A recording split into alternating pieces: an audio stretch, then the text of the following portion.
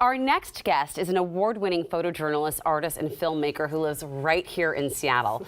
Robin Layton captures life in the Pacific Northwest in a way that only she can, and she's out with a new coffee table book, and she describes it as a labor of love, and we are here to talk with her. Hello, Robin. Hi. Welcome to the show. Thank you so much for having me. We are delighted because this book is a feast for the eyes. It is something that transcends just a pretty picture and takes you into that moment that as a Pacific Northwesterner we know all too well. It creates a moment and creates something beautiful out of something we see every day.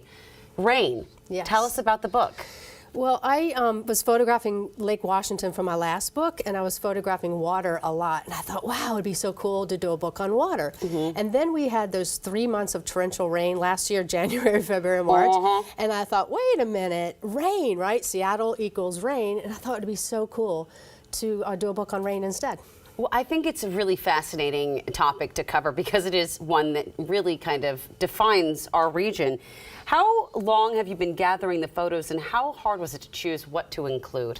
Well, luckily, I have my camera with me most of the time, especially when I travel. So I didn't even know it, but for the past 10 years, I was photographing anything that was in front of me. So I had pictures of rain from China, Alaska, Japan, in my portfolio already. And so when I realized I wanted to do the book on rain, I just went ahead and shot more, especially last year. So it wasn't hard to choose. You kind of know in your gut what feels right, and then everything you do, right? It's like that feeling, this is it. So that's how it all came about. Do you have a personal relationship with rain?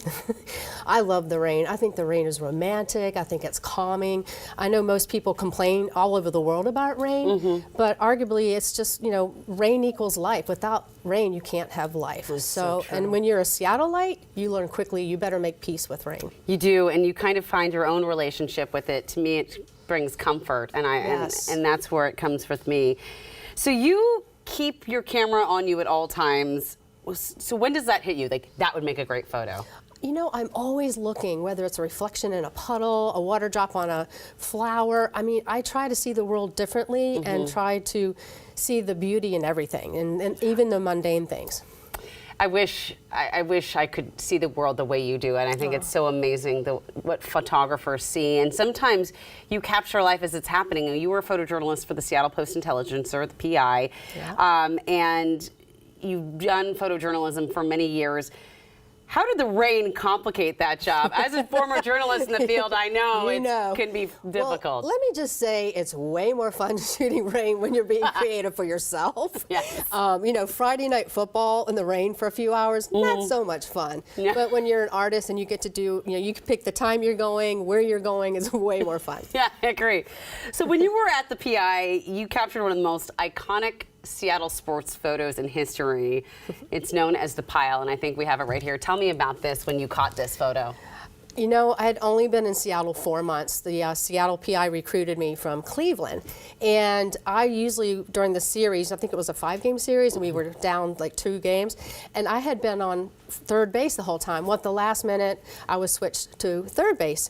And I was on first, and then I was got back to third. So cut to, it's bottom of the 11th, right? 2 outs, and then Griffey gets on first. And I remember thinking to myself, quick, what have you learned in the past is going to help you in this moment? So I looked down at my camera, and I had taken 25 out of 36 images. So I thought, take it out. Well, Edgar, meanwhile, is doing his practice swing. I'm like, that's dangerous, taking film out and putting a fresh roll if you load it wrong. Yes. So I put it in really quickly, and Edgar hits the ball down third, and here comes Griffey, and he slides into home plate. Everybody runs out. He peeks his head out, and I go, boom, boom. I'm out of film. That picture's the second to last picture on my wall. Oh, my goodness. Yeah. It's so fascinating to hear the story behind that. Wow. Yeah. What was it? Now, are you a huge sports fan as it is? I mean, is that why you were covering sports? You know, I love sports. I played sports in high school and college, but I like football. I like all of it. Yeah. Did you watch this past year? I watched a couple of last games. Yeah, that was pretty exciting.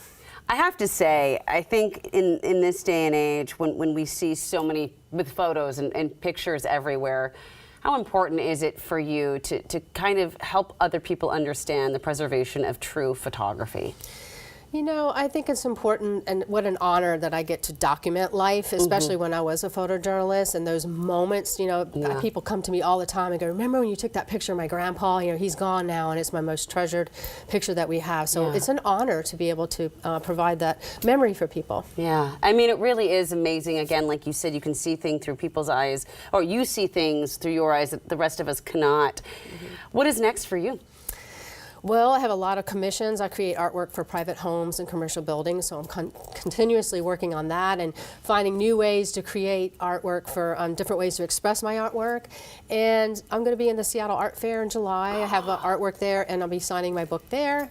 And Benaroya, I'm presenting the book for the first hour, and the second hour there's going to be a guitarist and cellist playing live in front of my videos of rain. So hopefully people can come. That's November 18th. So that sounds amazing. Great date night. And what a beautiful experience to have. How can people get this book? It's this limited edition, right? It's a limited edition. There's only 750 copies that will ever be printed. Okay. And you can only get it through my website, robinlayton.com. All right. And Yeah, I don't know. You can't obviously see this because you have to zoom in super close. But this is obviously a picture of tulips from the Skagit Valley. But if you look inside each little raindrop, there are tulips. It's amazing.